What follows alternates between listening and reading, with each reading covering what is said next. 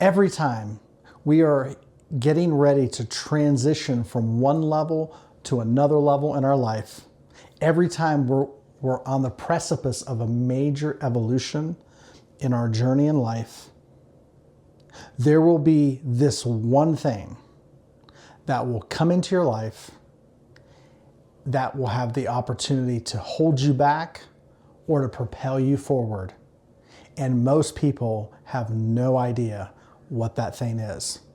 In this video today, we're going to talk about that one thing that has the opportunity to hold you back or to propel you forward.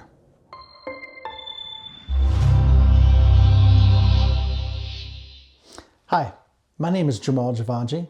I'm the author of the Amazon best-selling book called Living for a Living. I'm the founder and CEO of a company called Free to Love Coaching Solutions, LLC. I'm a personal life coach, podcaster, and I've been working with people at extensive levels for the last 2 decades.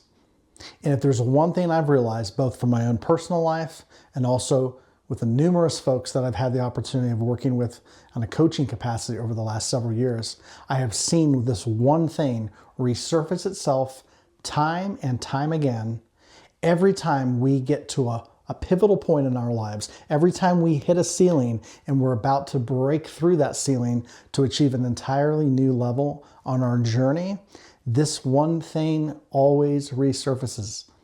And I want to talk to you about that today in this video. So don't skip ahead. Don't turn it off. Literally, you're going to recognize something in your life that will make all the difference. So just to give you a little bit of background here, right? Anytime we as people want to break through a ceiling, we want to achieve a new height, we want to experience something new, the one thing that has the potential, right, to hold you back is this thing that I call the past, right? All of us have a past. Now, what is our past? Without getting into too much detail about what our past is, all of us have layers upon layers upon layers of past memory. Now, most of this past memory is not even conscious. It's not even anything that you could consciously even think about. So in the East, right, this is called inarticulate memory. It makes up our karmic structure, right? And don't be weirded out by the word karmic. It just simply means a collection, right? I know there's a lot of baggage with that word, right? We tend to think of karma or karmic as action and reaction, right? Or energy that you put out comes back to you. But that's just the tip of the sphere of what a karmic structure is or what karma is. Really, the karmic structure of anything is an elaborate collection or layered upon layered upon layered memory. And most of it's inarticulate, meaning it goes way back in the past. A lot of this layered memory comes from obviously our experiences in life from the past, our belief systems, things that we have believed over time, things that we have been taught, ideas that have been passed down to us, our culture, right? Our collective culture. So much of memory, history, so to speak, is layered into our collective culture. So that's a part of it as well, right? That affects us, that gets passed to us. Obviously, our family history, right? Our mothers and our fathers, regardless of if you knew them or not, those layered memory forms, they get passed to you and they get added to you. So you literally, right, are working with so many years, going back generations of layered memory that is literally stored in your body and also in your mind, okay? So when we're working and doing the inner work and we're learning how to heal and evolve and step forward, you are working with many, many, many years of layered patterns, right? And so every time, and this has just been my experience, when we're going to break through and experience something new, it necessitates breaking free from or creating a little bit of a gap from this past record, right? Because again, think about it. Can anything new happen in the past? No, of course not. You already know that. Nothing new can happen in the past. And I tell this to my coaching clients all the time that I'm working with. We talk about this idea of what a record is, right? So if you remember the little vinyl records, if you play a record, you will never, and I know this is something you already know, but I want you to just hear me in this. If you put the needle on a record and you're playing a traditional vinyl record, you want to listen to some music, will you ever hear new music on a record? Of course not, right? Because what's on the record is whatever's been carved in or grooved into that vinyl. That's all you're going to hear. You will never hear a new song on a record, right? In the same way, your body and in your mind as well, your subconscious mind, your conscious mind is a record. It's a record. And the device, right? Your body and mind is the device. It's like the vinyl in which information is stored. Well, the information that is stored from the past into your body and your mind is never going to give you anything new. It's never going to show you anything new. It's never going to allow you to create anything new in your life. And so by default, most people are taking their cues from this record called the body and the mind. And that is what is informing them. Literally, our actions, the things we react to, the things that tend to come up in our lives, they really come from this very predictable pattern, right? So what I've observed in the many years I've been working with people, I've seen it most powerfully in my own life. Every time I'm getting ready to break free from a past pattern, something will happen. Every time I'm on the precipice of breaking through to a new height, experiencing something new, a very predictable thing will happen. And the same is true for you. I've seen this so many times in the lives of my coaching clients, right? There's typically one thing. And I know that our record comprises many things from our past, right? It's not just one thing. But typically there's one thing. I've seen this over and over and over for people. There's one specific thing for all of us, for me, for you, that has been the most challenging thing for us to overcome in our past. It's the thing that keeps resurfacing over and over and over, right? It's different for each person, but it is typically one thing. And if you're watching this video today, I guarantee you, there is one thing, there is one specific pattern. I know there's many patterns, right? We're not just dealing with one thing, but there is one thing that every time you get close to a breakthrough, that you hit a ceiling and you're about to transcend that ceiling to go to a new height, there is that one thing, that one pattern that will surface and trip you up and hold you back. I don't know what it is for you. I can tell you, I think you know what it is for you. But when I work with a client, I typically find out what that one thing is pretty early on in our coaching work. And it's amazing how when we make breakthroughs, that one thing will resurface, right? Now, for some of you watching this, it may be a relationship pattern, right? Every time you're about to make a breakthrough in some dimension in your life, you're about to experience some kind of healing, you're going to experience some breakthrough financially, there's typically one thing that will come up. Maybe it's a relationship pattern, some kind of drama, whatever it may be. Maybe it's a financial thing. Typically, I've seen this so many times, right? We're getting ahead, we're moving forward, and then there's a financial setback that always seems to happen right on the precipice of breakthrough. Does this resonate? So I want to share with you, right, from my own personal experience in my own life, the pattern for me. So I was conditioned, right, and this is no fault of anybody's. This is part of the karmic lineage in my family. But for many, many generations, the karmic record in my family was self-abandonment. Abandonment. That's what it was. Abandonment. We would be abandoned. Now, sometimes that would look very physical, right? In the course of my ancestors' lives, they would physically be abandoned. They would lose parents, they would lose family, they would lose loved ones, whatever that may be. The theme is always abandonment. Now, in my own life, that led to a lot of abandonment in many different forms, but also self-abandonment, right? Self-abandonment is abandonment. So that pattern was well grooved into the record, the vinyl record, body-mind record that I was living out for many years.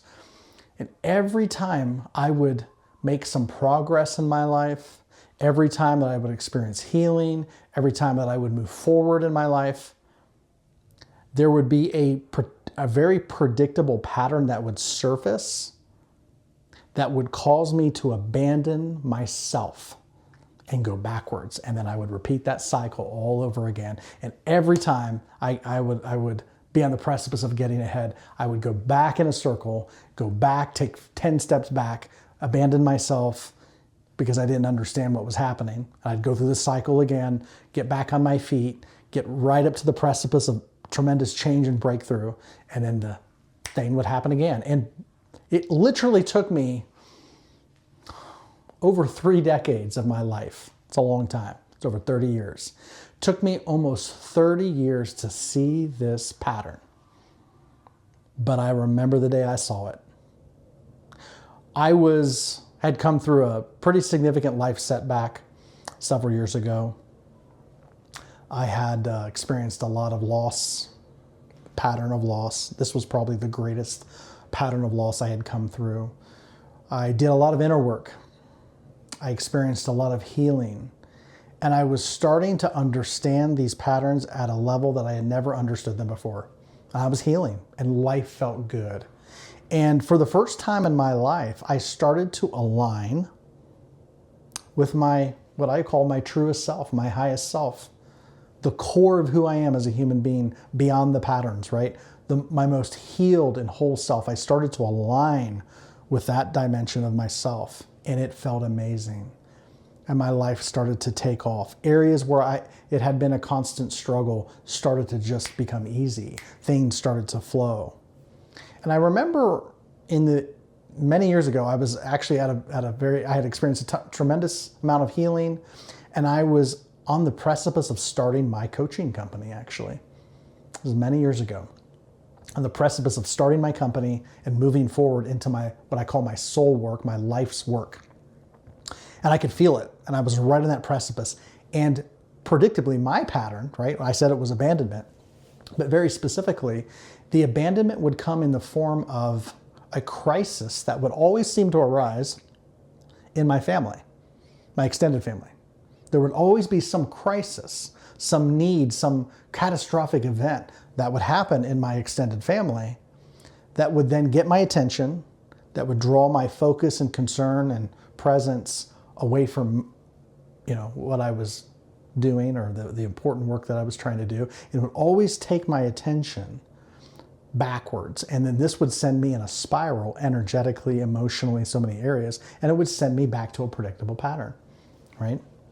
And this was a pattern that I didn't see until the point where I was literally getting ready to launch into my life's work. And I could feel it.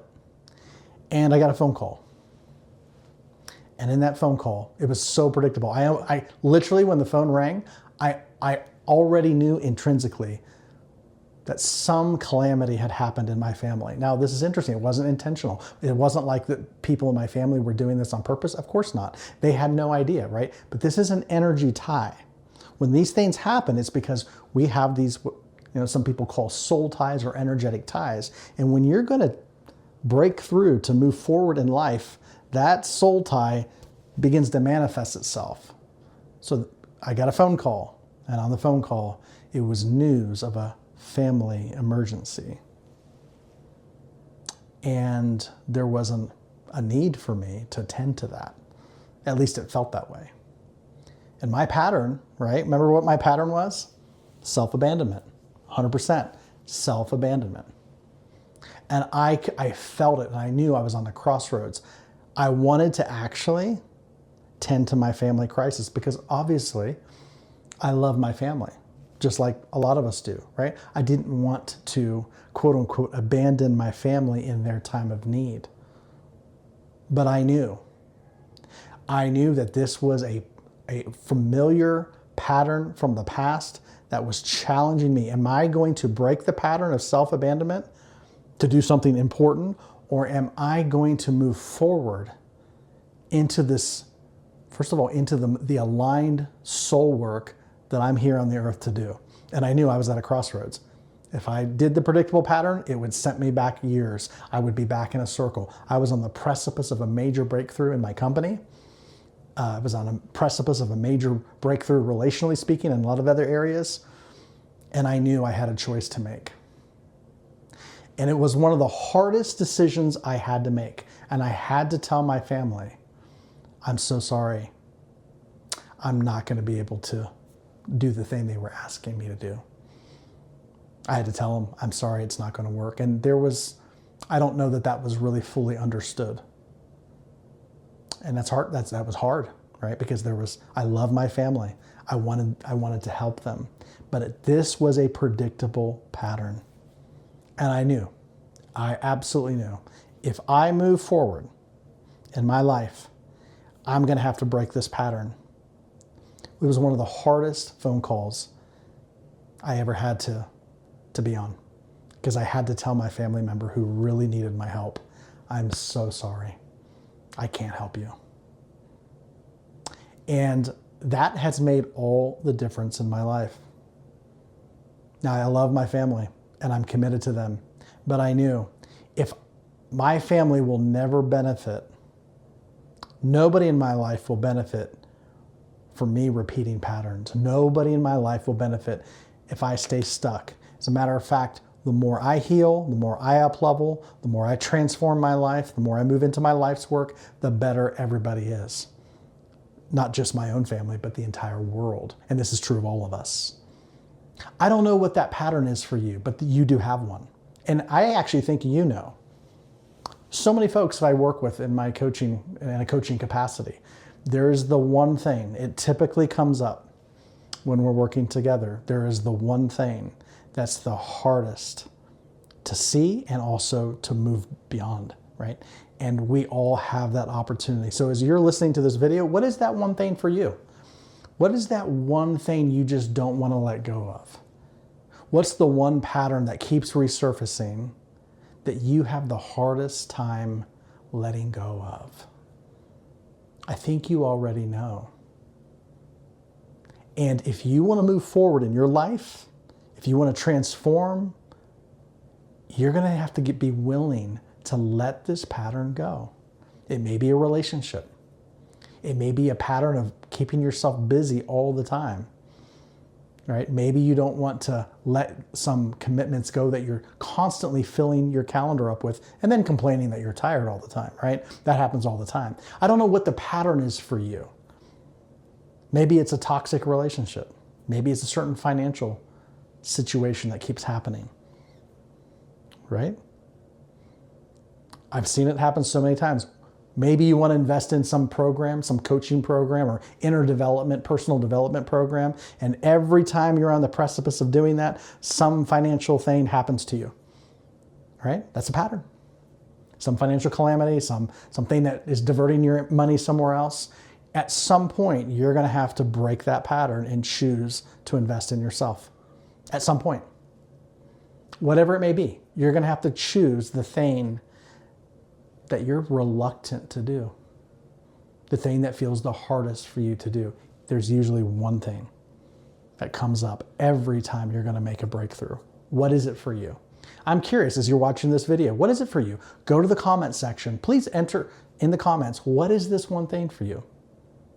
Now, I want to tell you a little bit about, right, how you can break free from that. A lot of this is, again, I tell this to people all the time. If you could do this on your own, if you could do this inner work on your own, you would have already done it. You would have already done it, right? It took me 3 decades to figure this pattern out. Now, I had help, right? If I could have done it on my own, I would have done it much earlier, believe me. But I had help. And so that's the work that I do as a life coach. I give people that assistance, that help. I have a signature one-to-one coaching program that I've developed that is designed literally to help you see the things you cannot see yourself. And when you can see them, and bring awareness to them and bring healing presence to them, we can rewire the code and we can literally set our life on a completely new trajectory.